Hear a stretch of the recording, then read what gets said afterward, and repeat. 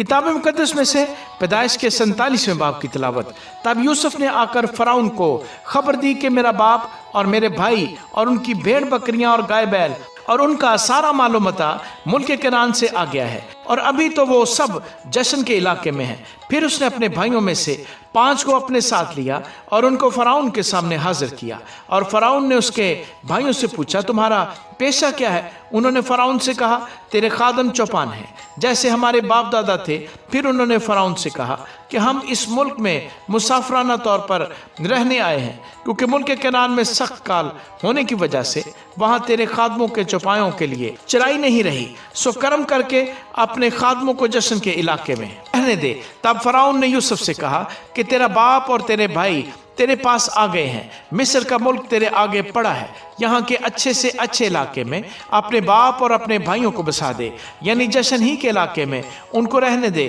اور اگر تیری دانش میں ان میں ہوشیار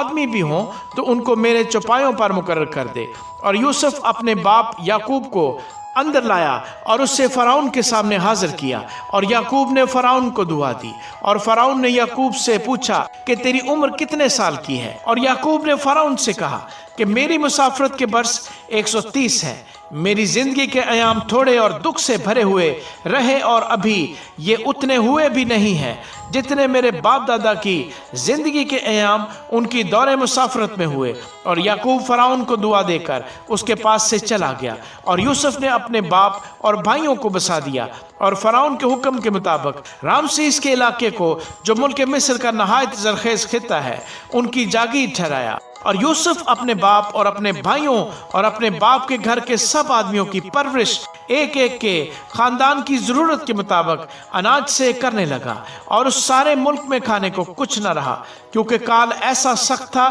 کہ ملک مصر اور ملک کنعان دونوں کال کے سبب سے تباہ ہو گئے تھے۔ اور جتنا روپیہ ملک مصر اور ملک کنعان میں تھا وہ سب یوسف نے اس غلے کے بدلے جسے لوگ خریدتے تھے لے لے کر جمع کر لیا، اور سب روپے کو اس نے فرعون کے محل میں پہنچا دیا۔ اور جب وہ سارا روپیہ جو مصر اور کنعان کے ملکوں میں تھا خرچ ہو گیا تو مصری یوسف کے پاس آ کر کہنے لگے ہم کو اناج دے، کیونکہ روپیہ تو ہمارے پاس رہا نہیں، ہم تیرے ہوتے ہوئے کیوں مریں؟ یوسف نے کہا کہ اگر روپیہ نہیں ہے تو اپنے چوپائے دو، اور میں تمہارے چوپایوں کے بدلے تم کو اناج دوں گا۔ سو وہ اپنے چوپائے یوسف کے پاس لانے لگے، اور یوسف گھوڑوں اور بھیڑ بکریوں اور گائے بیلوں اور گدھوں کے بدلے ان کو اناج دینے لگا، اور پورے سال بھر ان کو ان کے سب چوپایوں کے بدلے اناج کھلایا۔ جب یہ سال گزر گیا تو وہ دوسرے سال اس کے پاس آ کر کہنے لگے کہ اس میں ہم اپنے خداوند سے کچھ نہیں چھپاتے کہ ہمارا سارا روپیہ خرچ ہو چکا، اور ہمارے چوپایوں کے گلوں کا مالک بھی ہمارا خداوند ہو گیا ہے، اور ہمارا خداوند دیکھ چکا ہے کہ اب ہمارے جسم اور ہماری زمین کے سوا کچھ باقی نہیں۔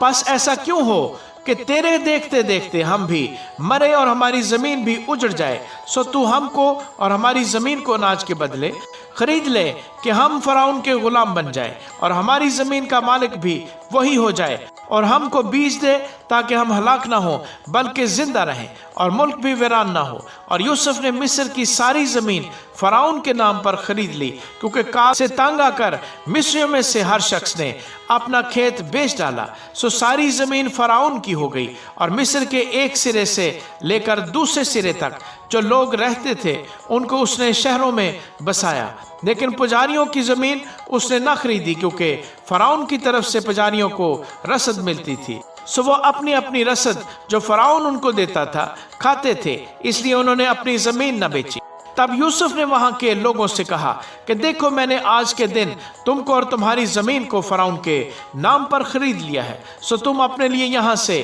بیج لو اور کھیت بو ڈالو، اور فصل پر 5واں حصہ فرعون کو دے دینا، اور باقی 4 تمہارے رہے، تاکہ کھیتی کے لیے بیج کے بھی کام آئے، اور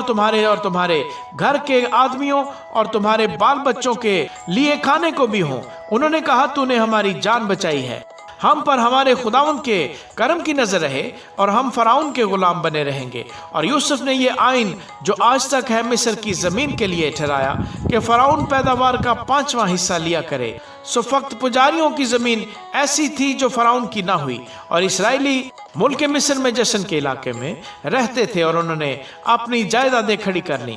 اور وہ بڑے اور بہت زیادہ ہو گئے، اور یعقوب ملک مصر میں 17 برس اور جیا۔ سو یعقوب کی کل عمر 147 برس کی ہوئی، اور اسرائیل کے مرنے کا وقت نزدیک آیا۔ تب اس نے اپنے بیٹے یوسف کو بلا کر اس سے کہا، اگر مجھ پر تیرے کرم کی نظر ہے تو اپنا ہاتھ میری ران کے نیچے رکھ، اور دیکھ مہربانی اور صداقت سے میرے ساتھ پیش آنا، مجھ کو مصر میں دفن نہ کرنا، بلکہ جب میں اپنے باپ دادا کے ساتھ سو جاؤں تو مجھے مصر سے لے جا کر ان کے قبرستان میں دفن کرنا۔ اس نے جواب دیا، جیسا تو نے کہا ہے میں ویسا ہی کروں گا۔ اور اس نے کہا کہ تو مجھ سے قسم کھا، اور اس نے اس سے قسم کھائی۔ تب اسرائیل اپنے بستر پر سرہانے کی طرف سجدے میں ہو گیا۔ آمین۔